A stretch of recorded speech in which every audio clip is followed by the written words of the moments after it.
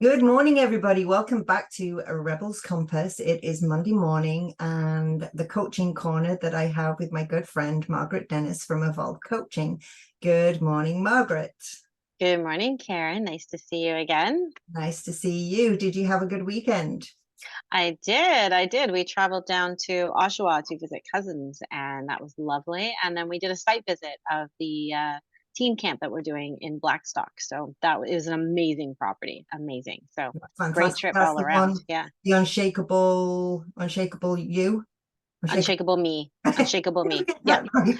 I always want to say unshakable you, but it's unshakable. Yeah. Absolutely. Unshakable me. Yeah. So it's going to be an amazing space for the girls. So if anyone's in the Blackstock, Oshawa, Port Perry area, you should come see us in August if you have a teenage girl. It's gonna be awesome. So yeah, what about you? How was your weekend? My weekend was great. I relaxed on the Saturday. Sunday, we had a 2-year-old's birthday party. So we had a fantastic weekend. It was good. Thank you. It was nice to be out in the sun and not to be too crazy hot. So it Yep. was good. It was good to spend time with family. It's always good to spend time with family. Absolutely is. Absolutely is. You bringing up that unshakable me camp. hmm Um, that brings me to the subject that we want to talk about today, which hmm is there might not be a someday, and if not now. hmm hmm So we all have these ideas and plans and things that we put off. I'm going to do it tomorrow. I'm going to do it next week. I'm going to do it next year. I'm going to do it someday. But hmm as we know, that cosmic clock is ticking and someday doesn't always come. So for you, when you were planning the Unshakable Me, what was the hmm drive behind it has to be now and it can't wait? It was really well, it's easy to explain and hard to explain all at the same time. So it happened so fast. Like it was a life of its own. When we decided to do the camp, it was like I had the idea, I mentioned the idea, someone heard me say the idea, said they wanted to help, and then it just took off. And it wasn't let's plan it for next year. It was like we're going to do it this summer. And it just started. And I think a big part of it is both of us have teen daughters. So mine's Mhm. 14, hers is 13. We're seeing what's been happening. I know a bunch of teenage girls who are struggling. And for us as women, we go to a camp, we go to a retreat. Both of us teach at it, but it's also we get to participate. And there's so much personal growth that we do there. And our big thing was our girls need that too, right? Our girls need that. And there was quite honestly not even a thought in my head that said I needed to wait. It was like is just you're doing it now, and everything sort of fell into place really quickly. Like within 6 weeks, we'd booked 2 locations, we'd mapped up a website, we told everybody we were doing this, and we were hoping people are going to sign up. And so far, we've been getting registrations, and it's been received so well. But it was something that just it didn't like we were like, why wait? Like, why would we wait? We don't. There's it's Leah's got experience running, working at camps. We both are life coaches. We have the experience at the camps that we teach at that we can bring to the table for the girls. And it was like, if not now, when? Right? Like, what's the point of waiting? The girls are in crisis now. And Mhm. so we bit the bullet and we did it. And we're so excited that we did. Um, but there was no in that particular case, there was no sense of, well, we'll do it next year, Mhm. maybe the year after. Let's do some research. Let's figure out if it's required. We already had people telling us it was required when we started talking about doing it. Mhm. So it was definitely we're not waiting for someday, we're doing it now. Mhm. And for many people, we get stuck in that I'm going to do it tomorrow. I'm going to do it tomorrow. We get Mm-hmm. procrastination, and very often procrastination is facing a fear of moving out of the comfort zone and knowing that when you do what's inside of you to do, that Mm-hmm. you will evolve, the people around you will evolve, and everybody in some way benefits, even if in the moment they don't always feel that they are. Mm-hmm. Because very often, I don't know any time that I've moved out of my comfort zone, it hasn't created discomfort in the Mhm. process of moving out of that comfort zone.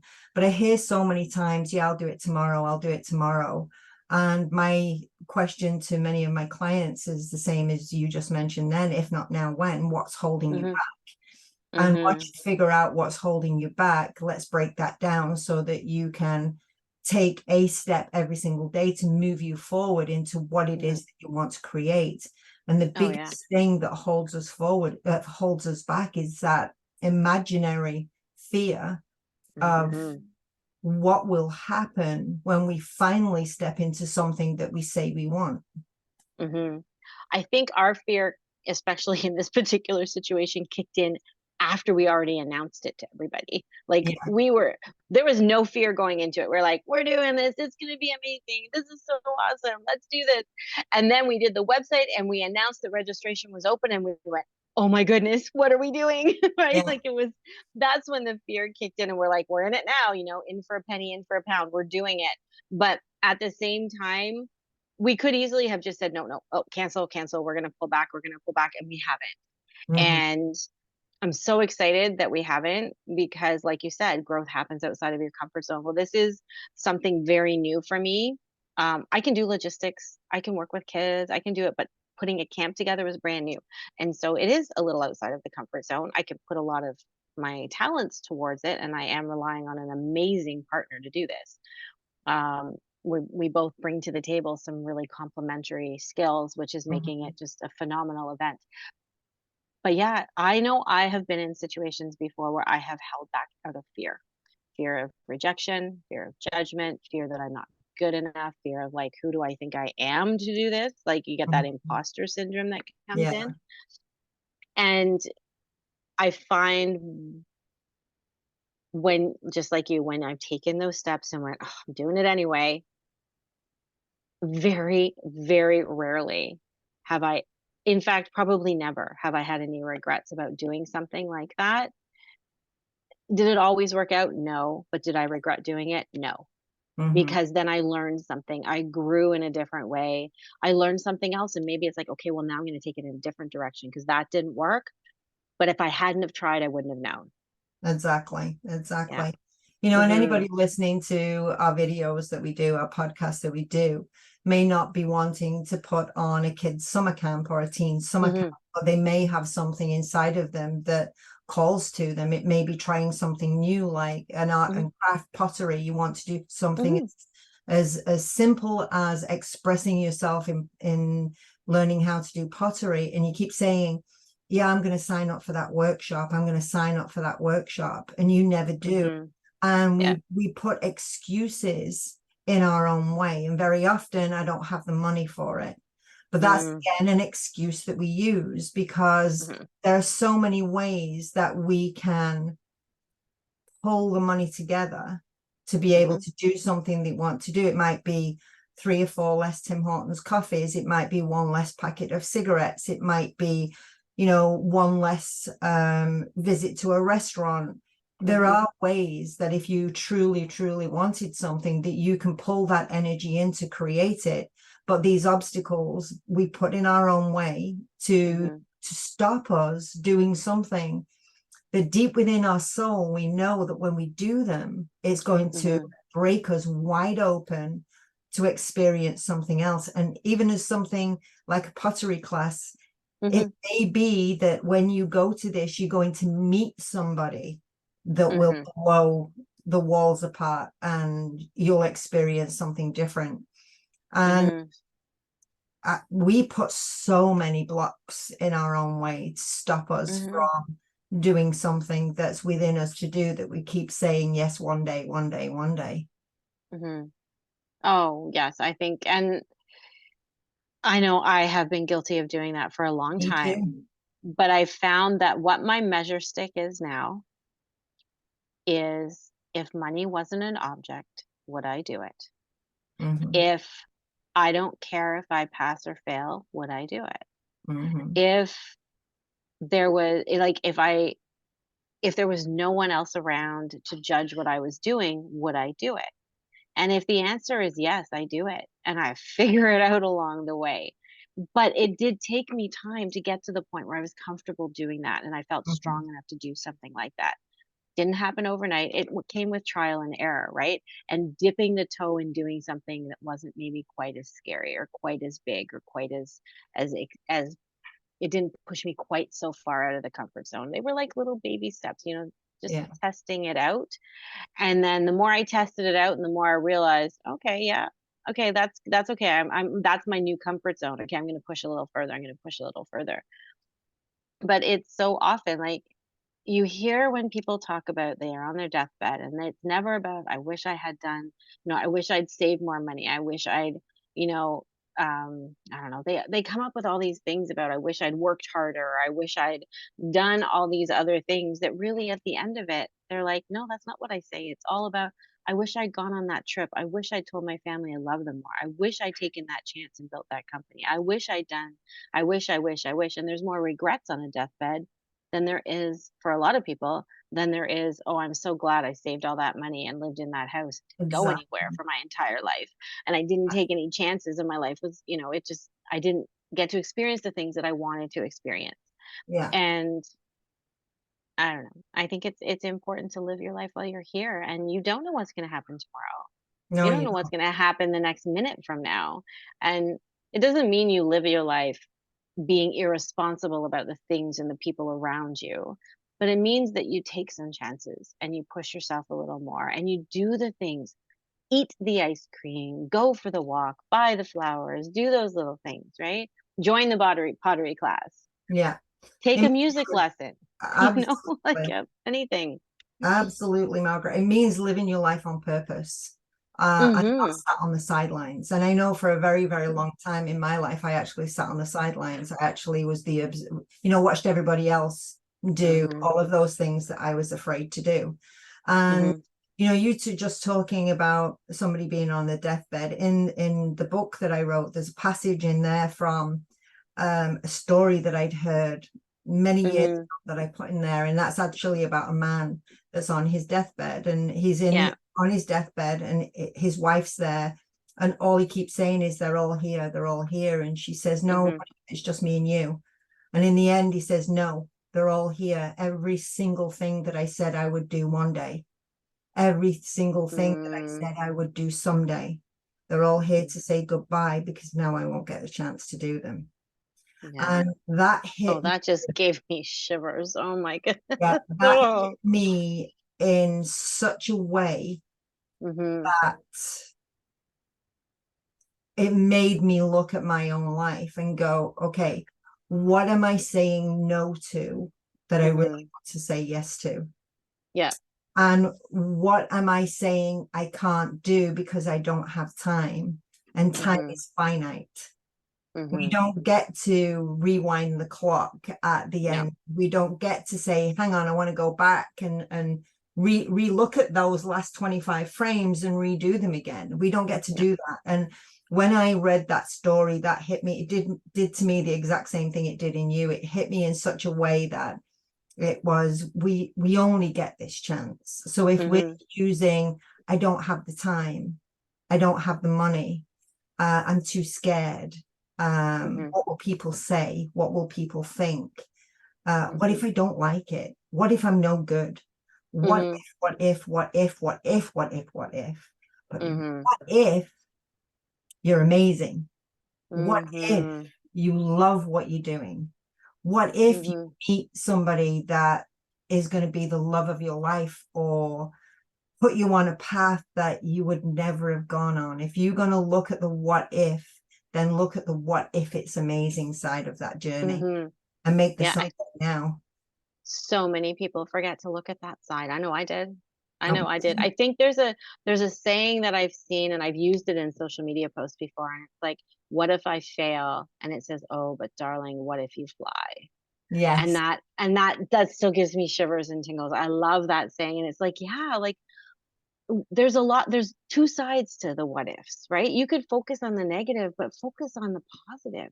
Try and focus on the positive. Like, what if you succeeded? You know, what if you were meant to go down this road and it turns into something amazing? It may not be exactly what you thought, but maybe it's the step towards something even greater. Mm-hmm. right? And I think the universe tends to respond, right? You take actions in those directions. They're like, oh, okay, so you really mean it. Let me see what other, stepping stones I can put in your way that you can start climbing to get to where you want to be. Yeah. Um, Yeah. but yeah, being saying staying stuck and scared, I did that a long time too. Like I did some things that were not quite so much. Like I traveled the world by myself when I was 24. Went down to Australia, New Zealand, and Fiji for like I was gone 8 or 9 months. And I had people going, "Oh my goodness, you're so brave to do that on your own." I'm like, "Well, it sounded like fun. I thought I would do it." Yeah, it was scary sometimes, but it was really fun, and I had memories that last a lifetime. But there are other times where I let my fear keep me stuck. Fear about going after a job that I thought would be really cool, but like the typical as women, we tend to do. I didn't have all the qualifications, therefore I didn't try. So, but there were things that just hold you back, like telling someone you love them, or apologizing for something. There's people who are afraid to apologize because they have to be Absolutely. right. Do you know what an apology would do? It's incredible.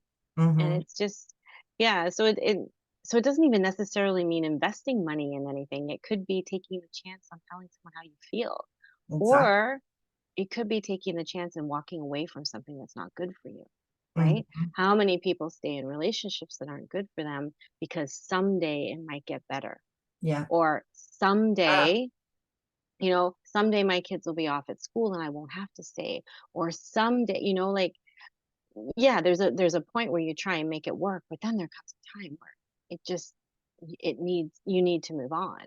mm-hmm. um and it's knowing that point and being strong enough with that side of yourself and facing the fear of, oh my goodness, what if I'm alone? Because I think a lot of people stay in relationships because they're afraid that, oh, no one's going to love me anymore, no one will choose me, I'll never have anybody in my life again. Yeah. They're valid fears because we've all had them, but what's the alternative? Staying in something that's extremely unhappy or unsafe? Like, Mm-hmm. so, yeah, I think that someday is a very different kind of someday, but it is definitely a someday consideration. Absolutely. And they're all really, valid reasons that we say someday, Mhm. someday I'm, Mhm. like you say, someday I'm going to leave. Someday I'm going to meet the right person. Someday I'm Mhm. going to uh, go on vacation by myself, or someday I'm going to go away with the girls, or someday I'm going to do this. Someday I'm going to choose me. Mhm. Someday I won't be the bottom of the list. Someday, like you Yep. said, when the kids are all grown and gone, I'll be able to do something for me.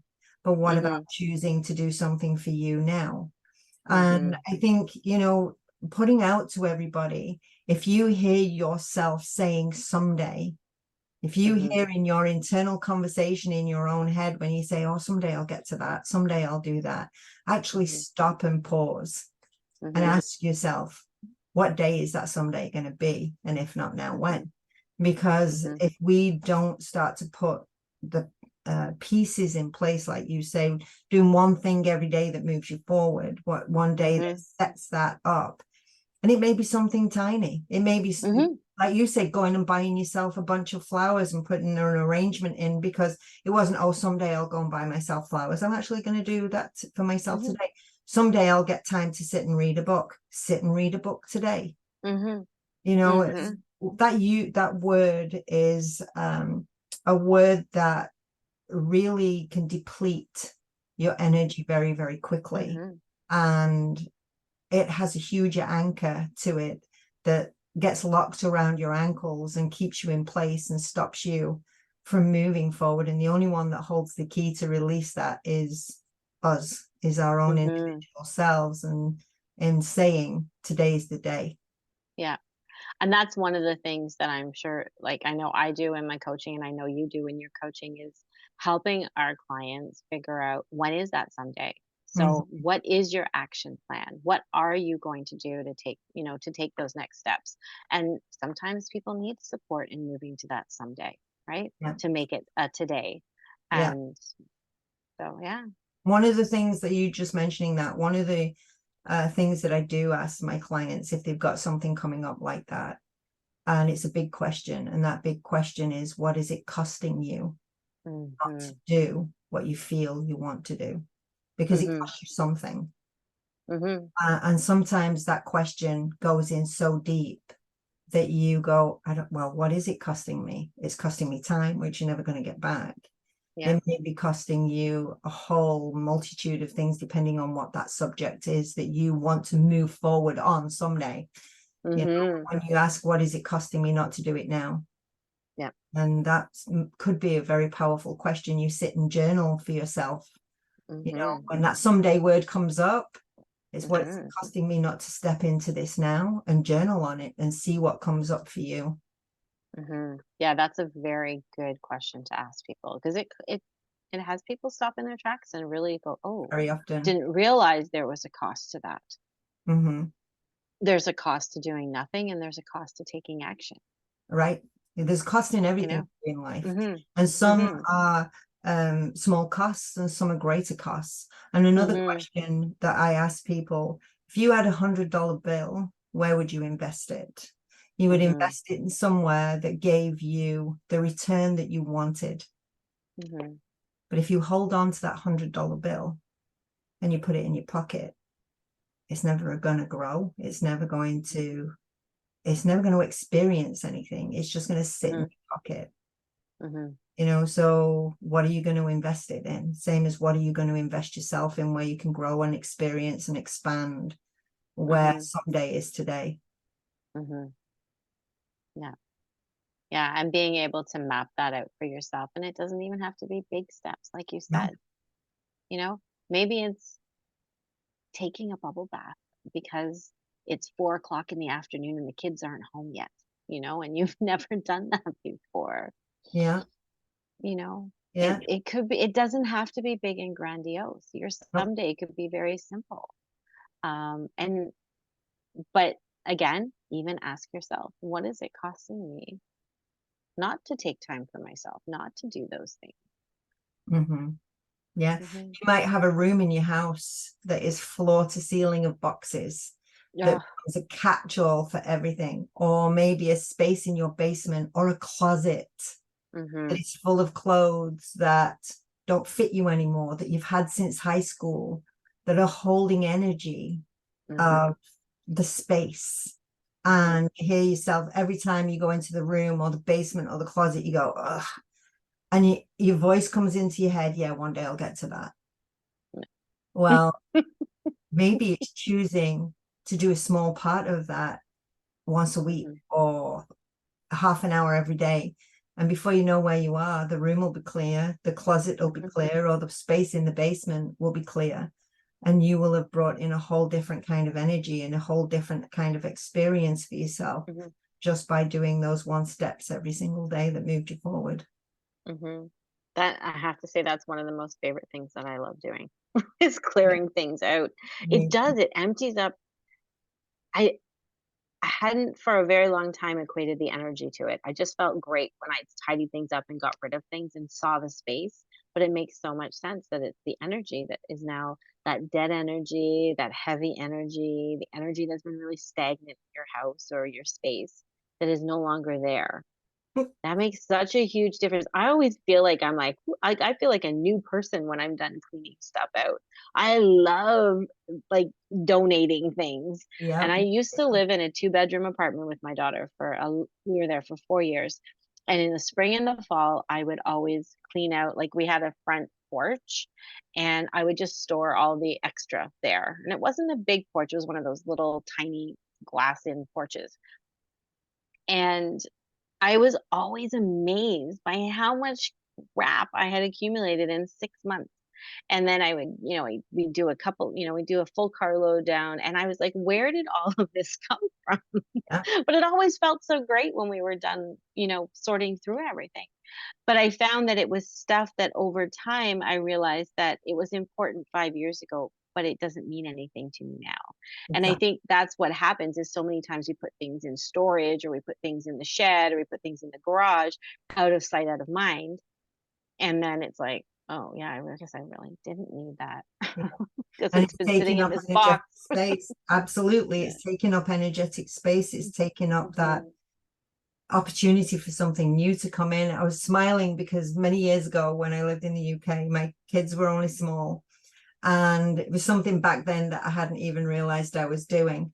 But my kids would come home and maybe all the furniture had been moved, everything had been turned around completely in the house, bedrooms had been changed around, and eventually my kids cottoned on and came home and they'd say, Mom, who was you mad at today? And I'd say, who was I mad at? Why do you think I'm mad at somebody? And they'd go, because you moved furniture. And I recognized that when I got upset with something, I would move furniture to clean my own energy. Wow. I would, and my kids clued into that before I did. And then when I recognized what I was doing, I was actually clearing my own physical space inside my body. And by moving furniture and moving things around the house and changing the energy within my home, I was processing what I was feeling inside of myself and shifting energy inside of myself long before I ever knew that that's what I was doing. So for anybody that does that too, maybe that's what you're doing too. Yeah. 100%. Yeah. Wow. So I'm curious how the people who are listening are going to do their someday. Because as we start to wrap up this morning, it's be curious to hear. So if anybody has any things that they've been putting off that they want to declare that they're going to do, pop them in the chat down below. Just say, I'm going to clean out my shoe closet. I'm going to mop those floors that I haven't mopped in 6 months. I'm going to pull the weeds. I'm going to sign up for that class. I'm going to book the trip. Whatever it is that you're going to do, I think it would be amazing if people just put something down there and said, yeah, today this is what I'm going to be doing. Absolutely. I love that, Margaret. And the other thing that I'd add to that, if there's something that you would really like Margaret and I to chat about, put that in the post below. We're open to having discussions, and maybe you want to join us one day. Maybe one day you can join us on one of our coaching corners and we can sit and have a conversation and record that too. That would be fantastic, because we're always learning too. Margaret and I are learning too. So we're constantly evolving and learning new techniques and new things and different awarenesses about things. So when we have these conversations with you guys, when we get these messages, it gives us a prompt to go, oh, that's interesting. I'd never thought of that.